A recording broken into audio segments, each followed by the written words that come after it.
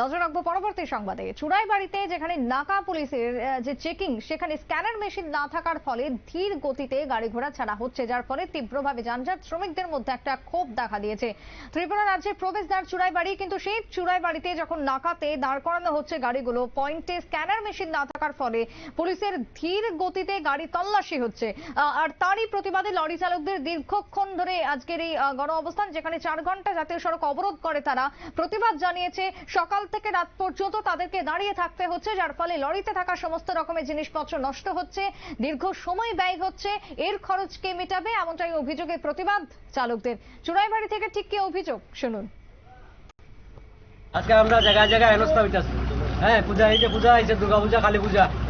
আমরা কোনো এখানে পাই না। আমরা যেখানে মনে হয় তারা রাতে 2টা, 1টা, 1:30, 2টা, 3টার সময় আমরা 5,000, 10,000 টাকা ডিমান্ড করে, আমরা দিতে পারি না। আমরা ড্রাইভারকে মারধর করে। এটা আমরা মুখ্যমন্ত্রীর কাছে এটা আমরা আবেদন করবো, এটা যাতে তাই সূক্ষ্ম বিচার করে দেয়, নাইলে পরে দিকে এটা ড্রাইভার চাক্কা জাম করবো, অনির্দিষ্টকালের লাগে চাক্কা জাম হবে, এটা কোনো বিকল্প থাকবে না। চুড়াইবাড়ি চেকপোস্ট, চুড়াইবাড়ি চেকপোস্ট 2টা থেকে অবরোধ করে রেখেছি। স্থানীয় প্রশাসন তো আজ দীর্ঘদিন যাবত 3 বছর আগে থেকে যে কথা বলেছিল সেই কথা এখনো বলছে। এসেছে, এখনো আছে। ওরা বলছে তো আজকে রাতের মধ্যে পুরো ক্লিয়ার করে দেবে, আর 1 বছরের ভিতরে স্ক্যানার এরা বসিয়ে দেবে। চালকদের অভিযোগ আপনারা শুনলেন। ইতিমধ্যেই তারা অবরোধ করেছে এবং অবনতি বিলম্বে তাদের পরিস্থিতি থেকে উতরাতে হবে।